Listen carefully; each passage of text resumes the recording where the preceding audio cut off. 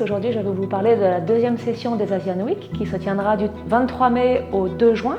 Elle va commencer par une vente d'art d'Asie qui sera le 1er juin et une vente de peintres d'Asie œuvres majeures qui sera le 2 juin. La vente de peintres d'Asie mettra à l'honneur l'école des beaux-arts de l'Indochine avec notamment des signatures importantes et que l'on connaît bien de Lefo, Maetu, Vukaodam. Si ces signatures reviennent souvent dans nos ventes, chacune des œuvres est unique et je pense qu'il est important de marquer un petit temps d'arrêt, par exemple sur cette très belle œuvre de Lefo qui a été réalisée au tout début des années 30 à Hanoï.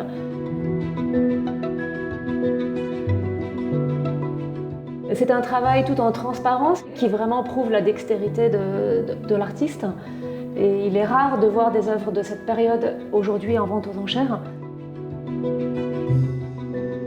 J'ai également décidé de vous présenter deux œuvres qui sont liées toutes les deux par leur histoire commune en Algérie. Donc cette magnifique encre et couleur de l'artiste Lefo a été réalisée à la fin des années 30.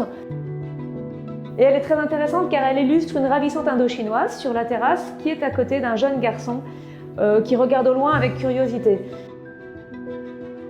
Ce dernier est coiffé de manière traditionnelle, de la même manière qu'elle porte un aodai. Les couleurs sont typiques de celles pratiquées au début des années 30 à Hanoï. Et nous sommes frappés par contre par le beau regard clair de l'enfant qui atteste lui du nouveau cadre de vie de l'artiste. En effet, rappelons-nous que Lefo a découvert la France en 1931, il s'y est installé en 1937. Il illustre ainsi avec ce jeune garçon un visage inspiré de celui des petits Parisiens qu'il croise chaque jour dans les rues de Paris. Et par cette œuvre, il livre peut-être un signe confiant vers son avenir artistique qui est en Occident.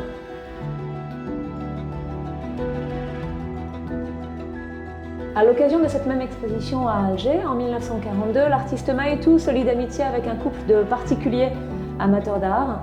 Ils ont un enfant et il choisit d'exprimer ses sentiments par cette magnifique œuvre qu'il leur offre. Il va associer ainsi l'iconographie des Vierges de tendresse avec celle de la Vierge à l'enfant tenant un fruit.